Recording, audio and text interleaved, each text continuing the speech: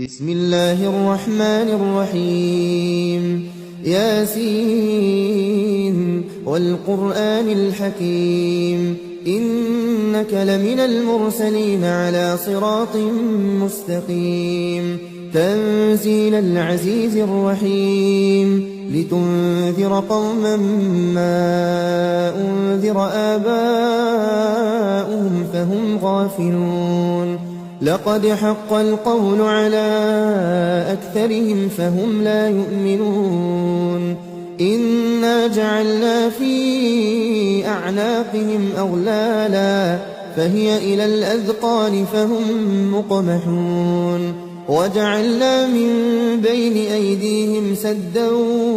ومن خلفهم سدا فأغشيناهم فهم لا يبصرون وسواء عليهم أأنذرتهم أم لم تنذرهم لا يؤمنون إنما تنذر من اتبع الذكر وخشي الرحمن بالغيب فبشره بمغفرة وأجر كريم إنا نحن نحيي الموتى ونكتب ما قدموا وآثارهم وكل شيء أحصيناه في إمام مبين واضرب لهم مثلا أصحاب القرية إذ جاءها المرسلون إذ أرسلنا إليهم اثنين فكذبوهما فعززنا بثالث فقالوا إنا إليكم مرسلون قالوا ما أنتم إلا بشر مثلنا وما أنزل الرحمن من شيء إن أنتم إلا تكذبون قالوا ربنا يعلم إنا إليكم لمرسلون وما علينا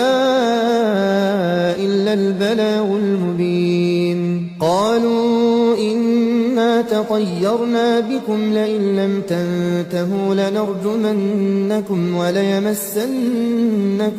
منا عذاب أليم قالوا طائركم معكم أئن ذكرتم بل أنتم قوم مسرفون وجاء من أقصى المدينة رجل يسعى قال يا قوم اتبعوا المرسلين اتبعوا من لا يسألكم أجرا وهم مهتدون وما لي لا أعبد الذي فطرني وإليه ترجعون أأتخذ من دونه آلهة إن يردني الرحمن بضر لا تغن عني شفاعتهم شيئا ولا ينقذون إني إذا لفي ضلال مبين إني آمنت بربكم فاسمعون قيل ادخل الجنة قال يا ليت قومي يعلمون بما غفر لي ربي وجعلني من المكرمين وما أنزلنا على قومه من بعده من جند من السماء وما كنا منزلين إن كانت إلا صيحة واحدة فإذا هم خامدون يا حسرة على العباد ما يأتيهم من رسول إلا كانوا به يستهزئون ألم يروا كم أهلكنا قبلهم من القرون أنهم إليهم لا يرجعون وإن كل لما جميع لدينا محضرون وآية لهم الأرض الميتة أحييناها وأخرجنا منها حبا وأخرجنا منها حبا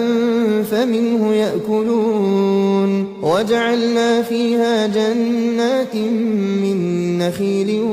وأعناب وفجرنا فيها من العيون ليأكلوا من ثمره وما عملته أيديهم أفلا يشكرون سبحان الذي خلق الأزواج كلها مما تنبت الأرض ومن أنفسهم ومما لا يعلمون وآية لهم الليل نسلخ منه النهار فإذا هم مظلمون والشمس تجري لمستقر لها ذلك تقدير العزيز العليم والقمر قدرناه منازل حتى عاد كالعرجون القديم لا الشمس ينبغي لها أن تدرك القمر ولا الليل سابق النهار وكل في فلك يسبحون